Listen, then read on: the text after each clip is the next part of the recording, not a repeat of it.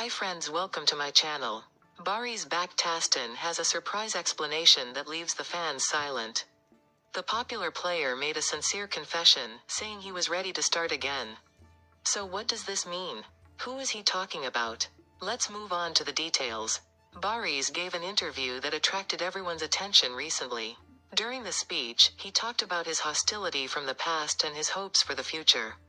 When asked questions about an important person in his life, he admitted that he would be willing to start again if the opportunity would be willing to start again.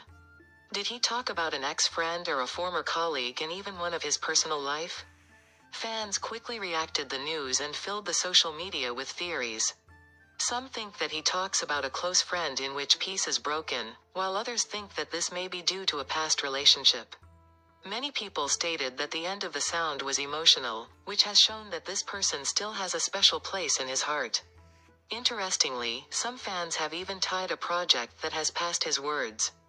Barış has a signal of reuniting a new series with an old role in a new series?